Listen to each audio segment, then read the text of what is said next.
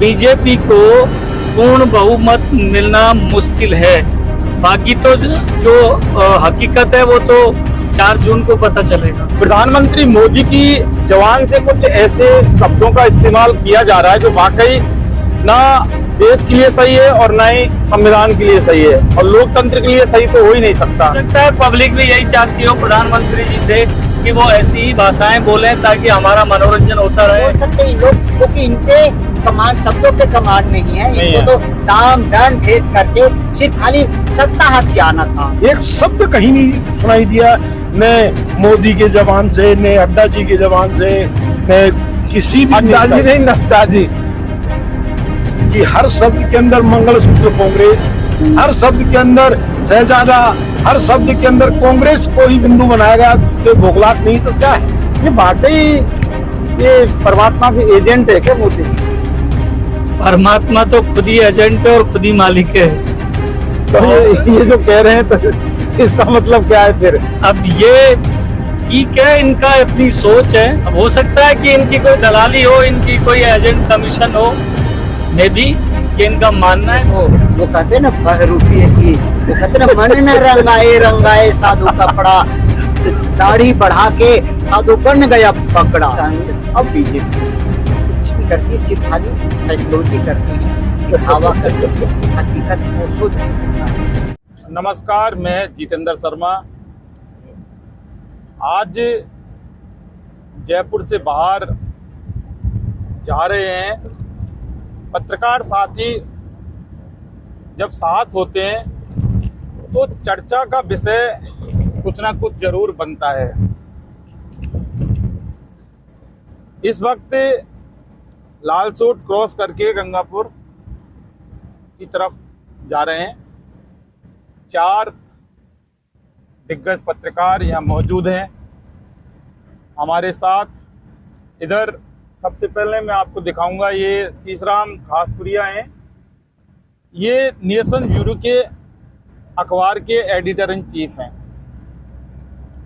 और इधर ये जाना पहचाना चेहरा है, आपको दिख रहे हैं, ये अरुण कुमार हैं, जग जाहिर अखबार के एडिटर इन चीफ। ये हमारे साथ गाड़ी में बैठे हुए हैं।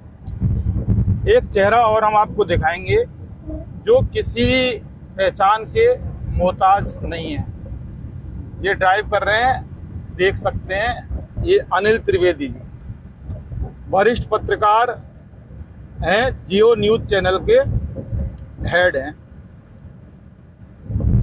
तो चूंकि अब लोकसभा चुनाव का एक दिन बाकी है, एक चरण बाकी है, और 1 जून को यानी कि कल मतदान संपन्न हो जाएगा। 4 जून को रिजल्ट आएगा, पता चलेगा किसकी सरकार है। लेकिन इन चुनावों में कुछ अलग देखने को मिल रहा है। 7 चरणों में, यानी 6 चरण जब चुनाव हो गए हैं और 7वां चरण जब बच रहा है, तो पिछले तमाम लोकसभा चुनाव हुए हैं। इन पत्रकारों ने भी काफी चुनाव देखे हैं, कवरेज भी की है। आज हम इनसे जानेंगे कि इन चुनावों में ऐसा क्या कुछ अलग देखने को मिल रहा है आपको, जो आपने आज तक नहीं देखा। क्या विशेष बात है, अनिल त्रिवेदी बताएंगे आप? देखिए, चुनावों को अगर हम देखे जाएं तो अभी जो मामला रहा 2014 का, जैसे जब माननीय नरेंद्र मोदी जी, उनकी पार्टी सत्ता में आई, तो 2014 में जिस तरीके से पब्लिक ने कहा कि बिना कहे एक बहुत बड़ा बदलाव पूरे देश में ये जो लाए हैं, तो निश्चित तौर पे इस बार भी ऐसा प्रतीत होता है कि जनता बिना कुछ कहे एक नया बदलाव ला सकती है, ये 2014 की तरह। अब ये तो 4 जून को ही पता चलेगा कि क्या होगा, ऊंट किस करवट बैठेगा, ये तो जो है 4 जून को ही पता चलेगा। बाकी इस बार जो है, जो सुनने में आ रहा है, जो लोगों से कई जगह कई चर्चाएं हुई, कई लोग मतलब बुद्धिजीवियों से और इस तरीके से, तो इससे ये प्रतीत होता है कि बीजेपी को पूर्ण बहुमत मिलना मुश्किल है। बाकी तो जो हकीकत है वो तो 4 जून को पता चलेगा। अच्छा, मेरा एक सवाल है कि जैसे जैसे चुनावी चरण समाप्त होते जा रहे हैं, यानी कि जो जो चरण आता जा रहा है, प्रधानमंत्री मोदी की जबान से कुछ ऐसे शब्दों का इस्तेमाल किया जा रहा है जो वाकई ना देश के लिए सही है और ना ही संविधान के लिए सही है और लोकतंत्र के लिए सही तो हो ही नहीं सकता। जैसे कि मैं आपको बता दूं कि पहले चरण में उन्होंने हिंदू मुसलमान किया, मंदिर मस्जिद किया, फिर मटन किया, उसके बाद फिर मुजरा किया और उसके बाद अब भी एक नई चीज और आ गई, महात्मा गांधी। तो सवाल ये है कि क्या इन सारी चीजों को देखकर नरेंद्र मोदी सिर्फ इस व्याप पे चुनाव लड़ना चाहते हैं? इनके पीछे क्या मंशा है कि जनता को क्या साबित करने की कवायद प्रधानमंत्री मोदी के द्वारा इस वक्त की जा रही है, जबकि वो खुद एक स्टार प्रचारक के रूप में काम कर रहे हैं, जबकि वो देश के प्रधानमंत्री हैं और तमाम रैलियों में, तमाम जो भाषणों में कह सकते हैं कि हेट स्पीच के रूप में देखा जा रहा है। हालांकि उन्होंने इतना तक भी कह दिया कि संपत्तियों को मुसलमानों में बांटेंगे अगर कांग्रेस की सरकार आती है। तो किस तरह से इनके भाषणों को, शब्दों को देखते हो आप? देखिए जितेंद्र, मैं आपको एक चीज तो स्पष्ट रूप से बता दूं कि बीजेपी हो, जो कांग्रेस या अन्य पार्टी, निश्चित तौर पे इस जो वोटिंग हुई है अब तक, जहां जिन जिन पोलिंग हुई है, उन पोलिंगों के अनुसार सभी पार्टियों के चेहरे उतरे हुए हैं और उनको खुद को भी ये पता है। पता नहीं इस राजनीति रूप जो है ऊंट किस करवट बैठेगा, तो ये तो बिल्कुल क्लियर है। रही दूसरी बात, चाहे नरेंद्र मोदी हो, चाहे अपने राहुल गांधी हो, या कोई भी भाजपा, कांग्रेस, आप अरविंद केजरीवाल, ये राजनीतिक स्टंट है और ये सब खेलते हैं। तो देखो, कम कोई नहीं है, सभी अपने अपने स्टंट लोगों को जो लुभाने के लिए आते हैं और वो एक बार लुभाने में यदि कामयाब हो जाते हैं तो निश्चित तौर पे वो वही करते हैं 5 साल मनमानी, जो हमेशा से कोई भी पार्टी रही हो। लेकिन ये बात बिल्कुल दिगर नहीं है, यह सही है कि माननीय प्रधानमंत्री जी नरेंद्र मोदी जी जिस तरीके से उन्होंने अपनी भाषा को जिस कैटेगरी में ला करके जो खड़ा किया है, वो निश्चित तौर पर ओछी भाषा हो सकती है। ओछी भाषा तो है ही, लेकिन निश्चित तौर पे ये भाषा एक संवैधानिक पद पे बैठे हुए, या मैं कहूँ संवैधानिक पद पे नहीं भी बैठे हैं, तो मर्यादाओं का या अपने शब्दों का चयन तो बिल्कुल अच्छा ही होना चाहिए। और इस तरीके से हिंदू और मुस्लिम या इस तरह की चीजें कि मंगलसूत्र और इनकी प्रॉपर्टी और महात्मा गांधी को कौन जानता है, ये सब चीजें छलावा है, यानी कि यह झूठ का पुलिंदा है, कुछ भी मान लें। और मैं समझता हूँ कि जनता सब कुछ जानती है, लेकिन जान करके भी अगर जनता कुछ गलती करती है तो निश्चित तौर पे फिर तो राम ही मालिक है। और अब ये जो चीजें हैं, इसका कितना खामियाजा या कितना इनको आशीर्वाद जो है नरेंद्र मोदी जी ने जो भाषाओं का यूज किया है, उसका कितना असर, कितना आशीर्वाद, कितना नकारात्मक या क्या होने वाला है, वो तो 4 जून को ही पता चलेगा। हो सकता है पब्लिक भी यही चाहती हो प्रधानमंत्री जी से कि वो ऐसी ही भाषाएं बोलें ताकि हमारा मनोरंजन होता रहे और हम कुछ इस तरह की चीज चलते रहे। ये तो देखो वक्त ही बताएगा और समय के अनुसार जो है सारी चीजें ही बदल जाती हैं, चाहे भाषा हो, चाहे तेवर हो। अब ये तो आने वाला वक्त जो है 4 जून को ही पता चलेगा कि ये जो इन्होंने जिस भाषा का यूज किया है वो पब्लिक मानती है या नकारती है। देखिए, पब्लिक मानती है, नकारती है, पता चल जाएगा। लेकिन इतना जरूर है कि जो 400 पार का जो नारा दिया जा रहा था अरुण कुमार, वो तो अब भी कहीं धरातल पर दिखता नहीं है। लेकिन मेरा आपसे एक सवाल है, क्या महात्मा गांधी को कब से लोग जानने लगे हैं? मोदी आए तब से या वाकई पहले से महात्मा गांधी को जाना जाता था? और महात्मा गांधी के पीछे जो ये जो कहा मोदी ने, वो कितना एक गंभीर सब्जेक्ट हो सकता है, बताएं। देखिए जितेंद्र जी, ये तो बिल्कुल ही नौसिखिया के पर्चे दिए हैं।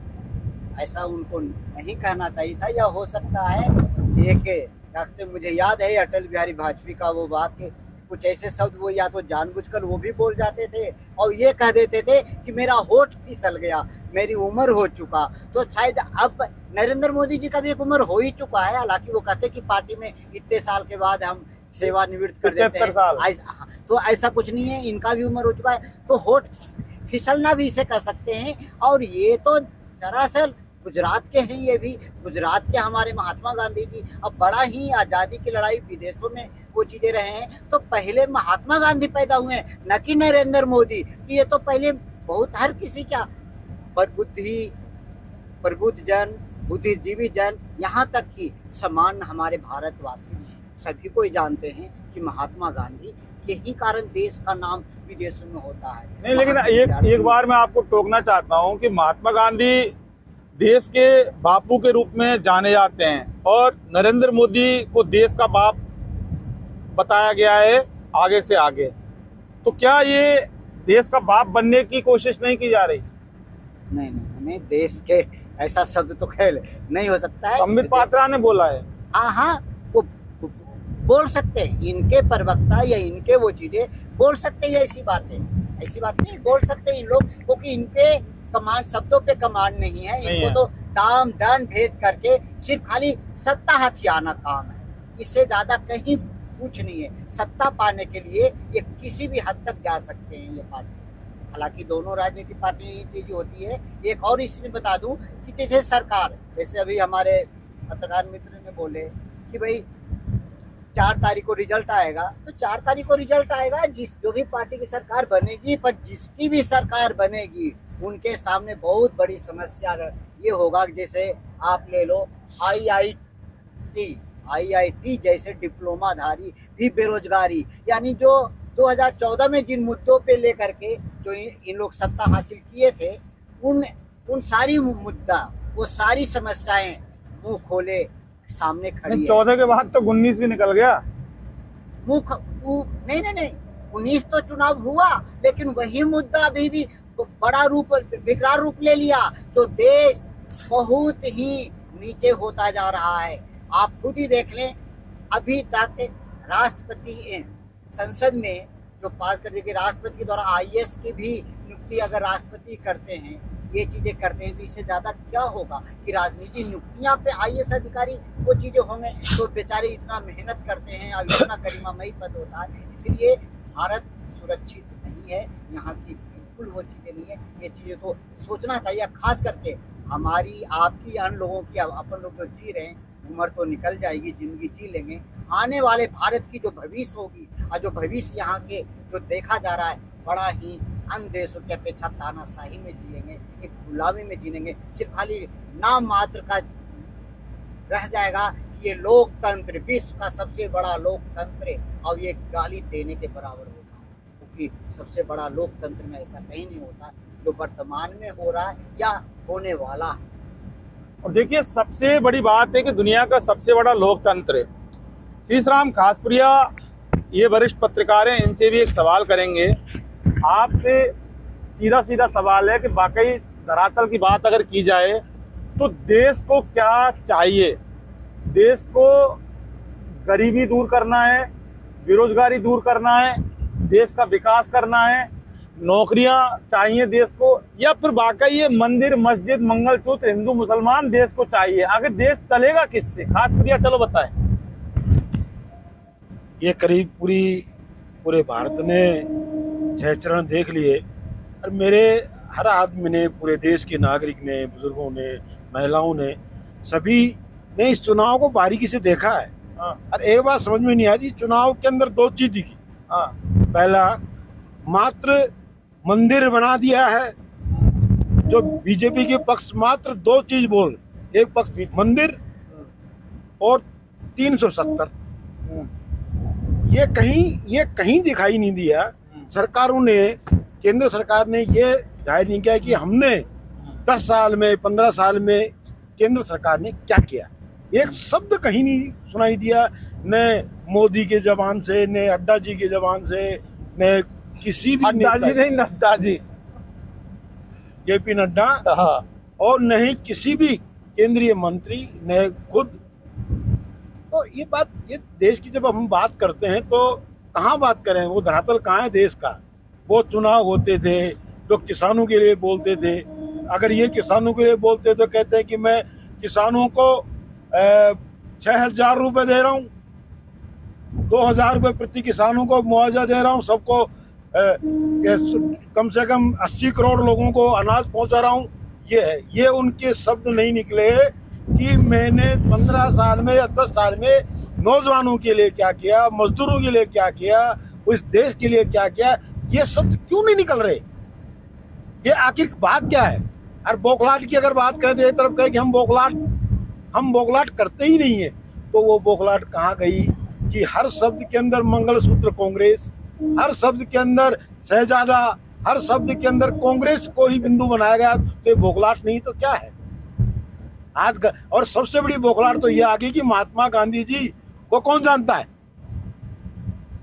आप बताओ कौन जानता है? एक दिन ऐसा आएगा, ये तो पैदा भी नहीं हुए होंगे, जो आज देश के महात्मा गांधी का नाम खोकर के खुद महात्मा गांधी बनने का जो प्रयास कर रहे हैं। ये देश है, ये देश अच्छे अच्छे लोगों को स्वीकार भी करता है, जब निकालता तो पता भी नहीं चलता है कि कहाँ गए। तो इसलिए ये चीजें कहना एक अच्छी मानसिकता नहीं है उनकी, इसको ये भी नहीं कहा जा सकता। और अटल जी का एक अलग बहुत दिन रात का अंतर है। यानी कि आपका ये कहना है कि मोदी जी की मानसिकता मतलब सही नहीं है ना? बोलने का वही नहीं है। आप क्या बोलना चाह रहे हैं, है ना? आप देश की बात करना चाह रहे हैं, आप खुद की बात करना चाह रहे हैं। इतने सत्ता के लोभी हो गए कि आपको सिर्फ सत्ता ही चाहिए, सत्ता के अलावा आपको कुछ दिख ही नहीं रहा। वो बेरोजगार नहीं दिख रहा, वो मजदूर नहीं दिख रहा, वो देश की आर्थिक स्थिति नहीं दिख रही आपको मात्र 80 लाख लोग दिख रहे हैं जिनको आप कहते हो कि मैं गेहूं पहुंचा रहा हूँ, राशन दे रहा हूँ। तो ये किसने आंकड़े लगाए कि आप 80 लाख लोगों को 80 करोड़ लोगों को आप गेहूं पहुंचा रहे हैं, राशन पहुंचा रहे हैं। ये आंकड़े जैसे आपने देखे कि अगर हम एक गांव पंचायत और क्षेत्रों के आंकड़े अगर बीपीएल के निकालें, 25 करोड़ बीपीएल के आंकड़ों के 25 करोड़ के आंकड़ों में भी देखा जाए तो असली जो हकदार है शायद उसके बाद तो वो बीपीएल भी नहीं है। तो कुल मिला के ये है कि जो ये 5 किलो जो राशन दे रहे हैं, बस ये चाहिए जनता को, है ना? और फिर एक तरफ जैसे थूक कर चाटने वाली बात, फिर ये आज के पिछले भाषणों का इनका एक दौर, इनका भाषण आज मुझे भी याद है कि जनता खाने के पीछे चक्कर में बिक जाती है, लोग खाने का लालच देते हैं, तो फिर आप क्या कर रहे हैं। तो कहने का मतलब ये चुनाव है, चुनाव के अंदर इस जनता को खास जनता मुंह ताकती रहेगी, लेकिन उस मजदूर की आवाज नहीं निकली, उस किसान की आवाज नहीं निकली, उस देश के प्रति वो क्या करना चाहते हैं वो कोई आवाज नहीं निकली। मात्र आवाज निकली है मंदिर और 370 की। अब ये लेकिन इतना जरूर है कि बौखलाहट मोदी जी को तगड़ा बौखलाहट है, और उनको भी लग रहा है कहीं ना कहीं देश की 140 करोड़ जनता मोदी जी को समझने लग गई है। और शायद अब की बार इन परिणामों में जो परिणाम आएंगे तो मुझे लगता नहीं कि एक तरफा कोई मामला होगा, और एक तरफा तो सवाल ही नहीं है। जो 400 पार की बात जो खुद करते थे, धीरे धीरे खुद ही नीचे आ गए, 400 भूल गए वो तो 400 पार तो नॉट पॉसिबल ही नहीं है। चलिए, बहुत बहुत आपका धन्यवाद। एक सवाल और मैं अब अनिल त्रिवेदी से पूछूंगा, वरिष्ठ पत्रकार से, ये वाकई ये परमात्मा के एजेंट है क्या मोदी? देखिए, परमात्मा का एजेंट ये तो कभी भी नहीं रहे, कोई भी नहीं रहा। परमात्मा तो खुद ही एजेंट है और खुद ही मालिक है। तो ये जो कह रहे हैं तो इसका मतलब क्या है फिर? अब ये ठीक है, इनका अपनी सोच है, लेकिन जो देश में चाहे भाजपा हो, चाहे कांग्रेस हो, चाहे अन्य कोई पार्टी, आप बसपा सपा, ये सबके सब जो है अपने स्वार्थों के जो है बिल्कुल घिरे हुए हैं। लेकिन सत्तारूढ़ जो पार्टी है, निश्चित तौर पे जिसको हम बोलते हैं इनकम्बेंसी, तो ये इनकम्बेंसी भी है, और 10 साल का बहुत कुछ एक लंबा पीरियड होता है, उसमें ये सत्य है दिन और रात की तरह कि भाजपा जो है भारत के लोकतंत्र को लेकर के जो है निश्चित तौर पे फेल्यूर रही है। और जो लोगों ने सोच करके भाजपा ने जो ये बागडोर देश की भाजपा को सौंपी थी जनता ने, जिसमें नरेंद्र मोदी जी जो हैं वो प्रधानमंत्री बने और उनसे एक बहुत बड़ी जो इनकी अपेक्षा थी 124 करोड़ जो उनका एक डेटा है कि 140 करोड़ की जनसंख्या भारत की है और 140 लोगों ने विश्वास जो जताया है नरेंद्र मोदी जी पर। तो अभी भाई खासपुरिया जी बता रहे थे कि 80 करोड़ लोग, तो शायद वो 80 करोड़ लोगों की ही ये सोच में है कि 80 करोड़ लोगों को हमने गेहूं वितरित किया, उनका पेट भरा है, तो वो नुगरे नहीं हो सकते। और 80 करोड़ यदि वोटिंग करते हैं तो निश्चित तौर पे भाजपा दोबारा तीसरी बार यानी हैट्रिक बनाएगी। अब बनाएगी तो ये पूर्ण बहुमत में आएगी या अल्प बहुमत में आएगी या जो भी है उसका तो आकलन जितेंद्र जो है वो 4 जून को ही चलेगा। देखिए आपने ये कहा कि सत्ता के लिए किसी भी हद तक ये जा सकते हैं, गिर सकते हैं नेता है, मान लिया, लेकिन परमात्मा का प्रतिनिधि तो शायद कोई आज तक नहीं बन पाया होगा। मुझे तो नहीं लगता, जहां तक मैंने पत्रकारिता देखी है, जहां तक मैंने जन्म लिया है, मुझे नहीं लगता कि दुनिया में किसी भी व्यक्ति ने ये कहा हो कि मैं परमात्मा का एजेंट हूँ, जैसा कि मोदी कह रहे हैं। देखिए ये तो हर आदमी जब सत्ता में मद होता है, बायोलॉजिकल नहीं है वो, जो सत्ता मद होता है, इतिहास गवाह है, चाहे धनानंद हो, चाहे कोई रावण हो, चाहे आपने कंस का भी नाम सुना होगा, तो ये सब जो है वो यही कहते हैं कि मैं ही परमात्मा हूँ और कई लोग कहते हैं कि मैं एजेंट हूँ। लेकिन जब उन्होंने कहा तो उनका अंत आया, तो हश्र तो आप लोगों ने उनका देखा ही है कि एक समय जो है, समय हम कहते हैं समय बड़ा बलवान है, तो देखिए समय तो बलवान है। और ये माननीय प्रधानमंत्री जी, माननीय राहुल गांधी जी या जो भी कोई लीडर हैं जो हैं, उन सबको ये मानना पड़ेगा सत्यमेव जयते। और एक शक्ति पुंज जो है वो शक्ति पुंज ईश्वर जिसे हम कहते हैं, जो निरंकार है, वो कहीं न कहीं शक्ति का अपना प्रभाव समय पर दिखाता है। तो ये तो देखो एजेंट तो सभी हैं, मैं कह दूं कि मैं भी किसी का एजेंट हूँ, वो भगवान राम के होंगे, तो हो सकता है कि मैं माता का हूँ, देवी का हूँ, महादेव जी के भी हो सकते हैं। तो ये तो एक सिर्फ छलावा है कि मैं एजेंट हूँ, या जो कह रहा है कि ये परमात्मा और आत्मा के बीच का माध्यम है, माध्यम मतलब वही एजेंट दलाल है ना, जो भी उसको अपन माने। तो अब हो सकता है कि इनकी कोई दलाली हो, इनकी कोई एजेंट कमीशन हो, मे भी ये इनका मानना है। तो कोई कुछ कहता है तो इसका तो देखो, मैं कह दूं कि जी मैं भी कहीं किसी जगह का एजेंट दलाल भगवान का, तो ये एक अलग मामला है। देखिए बात कुछ भी हो, लेकिन बहुत बड़ी आसान शब्दों में और कटाक्ष के रूप में अनिल त्रिवेदी ने ये तो साफ कह ही दिया है कि जब भी जिसने भी खुद को परमात्मा माना है, चाहे वो इतिहास उठाकर देख लें या किसी को भी देख लें, उसका अंत निश्चित था। तो इसका मतलब सीधा सीधा है कि अब भी ये मोदी का अंत भी अब साफ तौर पर देखा जा सकता है। अच्छा मुझे बताएं अरुण, एक सवाल और अब मेरा आपसे, ये पकड़ो, ये जो ध्यान होता है वो ध्यान किस तरह से किया जाता है? ध्यान की डेफिनेशन क्या है बताएं? कोई जैसे कहते हैं ना ध्यान, लीन, किसी तपस्या में लीन होना, तो उसकी क्राइटेरिया क्या होते हैं?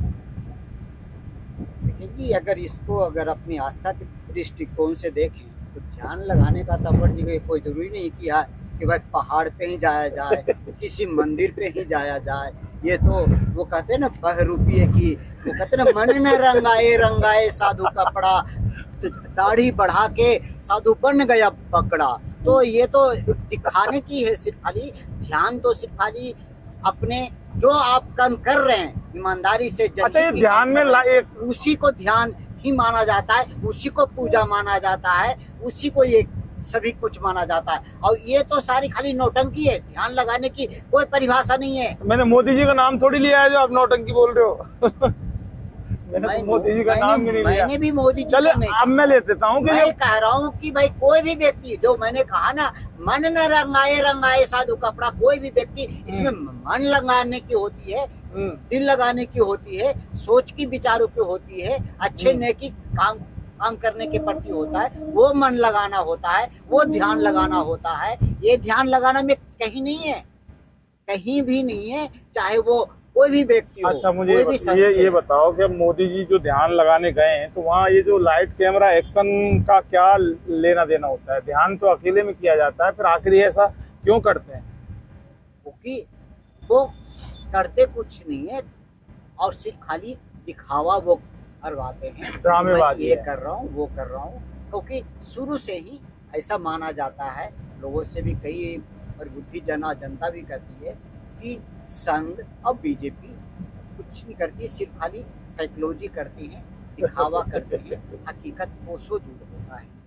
ये मैं नहीं कर रहा हूँ कि मैं न तो मैं कांग्रेसी विचारधारा का हूँ, मैं किसी भी पार्टी का विचारधारा का नहीं हूँ। मैं तो खुद की अपनी विचारधारा, जनहित की विचारधारा को लेके बाद मैं काम करने वाला हूँ। इसीलिए जो लेकिन पार्टी के बीजेपी या संघ के बारे में यही प्रबुद्धि जन कहे जाते हैं, ये कुछ भी नहीं करते हैं, सिर्फ खाली दिखावा करते हैं, सारी चीजें करते हैं, चाहे किसी प्रकार का इनके कार्यक्रम हो, सामाजिक सरोकारों में भी दिखावा करते हैं।